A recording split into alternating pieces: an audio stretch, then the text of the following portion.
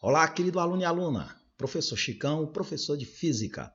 E no vídeo de hoje vamos resolver uma série de questões que envolvem a dilatometria, dilatação linear, superficial e volumétrica. Você não pode perder esse vídeo. Fique aí até o final. Se ainda não for inscrito em nosso canal, se inscreva, ative o sino de notificações e no final deixe aquele like para nos ajudar. Vamos lá?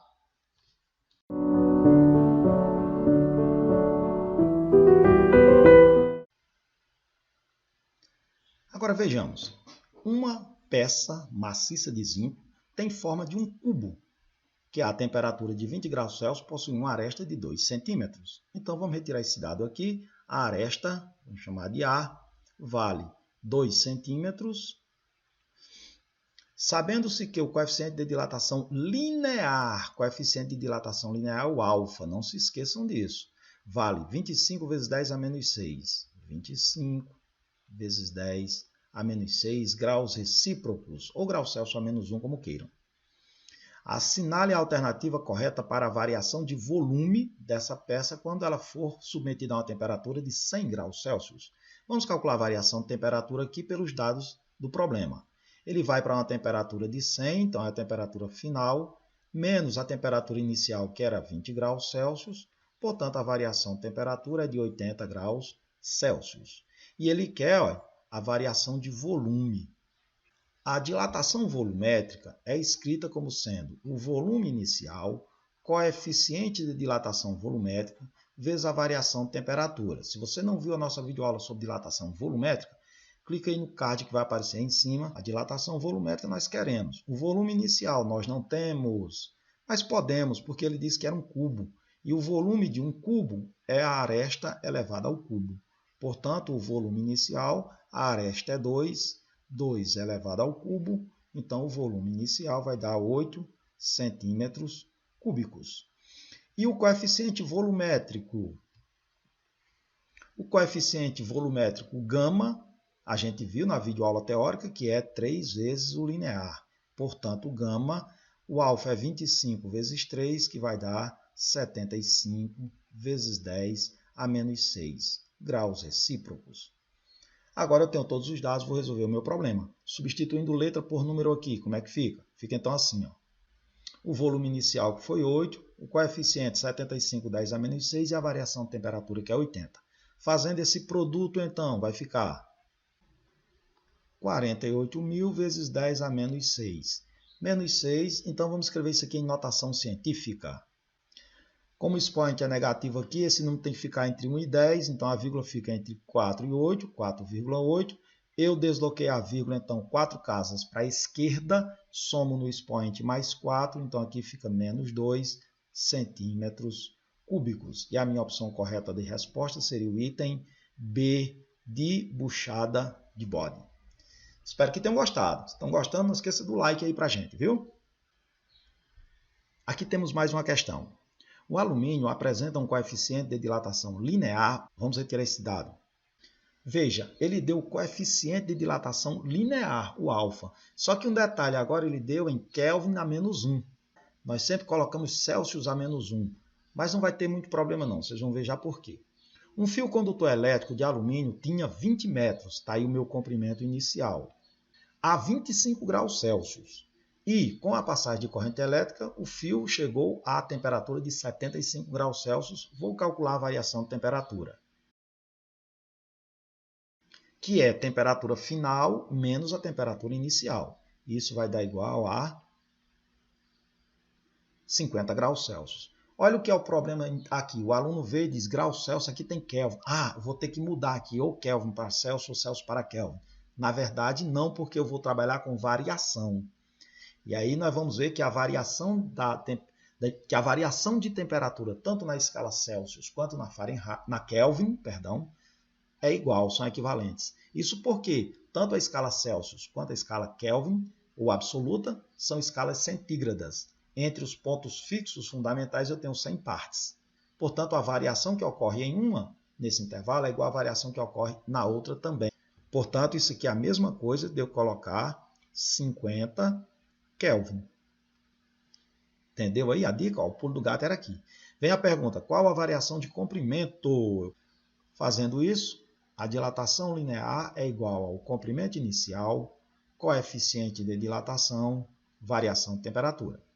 A dilatação, portanto, vai ser igual ao comprimento inicial, foi 20 metros, vezes o coeficiente linear. O coeficiente linear está ali, ó, 23 vezes 10 a menos 6. E a variação de temperatura, que foi 50 Celsius ou Kelvin, tanto faz. Fazendo essa multiplicação, nós temos 23.000 vezes 10 a menos 6 metros, porque o comprimento inicial aqui está em metros. Só que veja, no problema ele quer que você faça essa dilatação em milímetros. Vamos deslocar a vírgula aqui 6 casas para a esquerda, porque o expoente é negativo. 3, 4, 5, então isso aqui daria 0,023 metros. E chegou aqui, você diz, Chicão, meu Deus, e agora? Como é que eu transformo de metros para milímetros? Então, as unidades seriam metros, decímetros, centímetros, milímetros. O que queremos é transformar em milímetros. Cada uma dessas colunas, você vai colocar apenas uma unidade, um número. Qual é o número que nós temos? 0,023 metros. Então, vou escrever aqui. Cadê metros? Está aqui, então eu coloco 0,023. E quero transformar em milímetro. Então, o que eu faço agora? Tiro a vírgula daqui e escrevo lá em milímetro. Cadê milímetro? Está aqui, ó. Bota a vírgula aqui. Para essa casa não ficar vaga, eu boto um zero. Portanto, essa dilatação vai dar igual a 23 milímetros. E a opção correta aqui seria o item B, de buchada de bode. Gostaram dessa? Show, não é? Aqui mais uma questão, que diz assim, ó, uma chapa retangular de lado medindo 10 e 20 centímetros, de lados, né? Encontra-se a uma temperatura igual a 20 graus Celsius. Se essa chapa for aquecida até 100 graus Celsius, já vou pegar aqui a variação de temperatura, porque ele deu temperatura final e inicial, que dá 80 graus Celsius. Observa-se que sua área sofre um aumento de 1,5%. Houve uma dilatação, portanto, superficial. A área, né? E esse aumento de área foi de 1,5%. Porcentagem, não esqueça de dividir por 100. Se eu dividir isso aqui por 100, fica 0,015 da área inicial.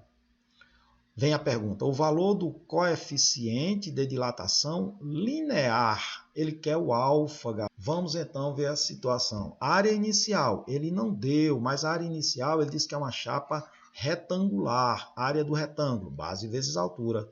Fica, portanto, 10 vezes 20, o que me dá uma área inicial de 200 centímetros ao quadrado.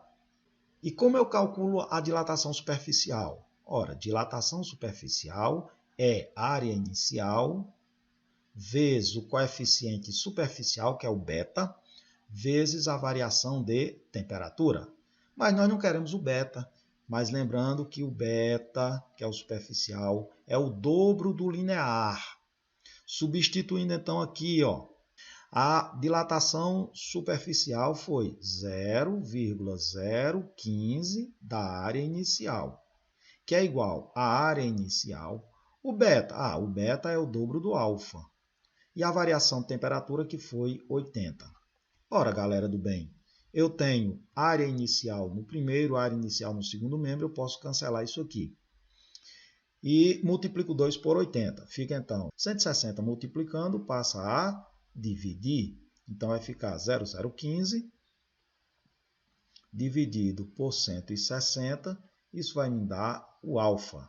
Portanto, o alfa 0,0000937. Grau Celsius a menos 1, ou grau recíproco. Mas esse coeficiente a gente expressa ele em notação científica, da aula de notação científica. A vírgula fica entre o 9 e o 3, então fica 9,37. Eu tenho quantos zeros aqui à frente? 5, então menos 5 graus Celsius a menos 1, ou grau recíproco. Como ele pediu aqui aproximadamente, a minha opção correta aqui seria o item C, de cuscuz com ovo. Valeu, galera!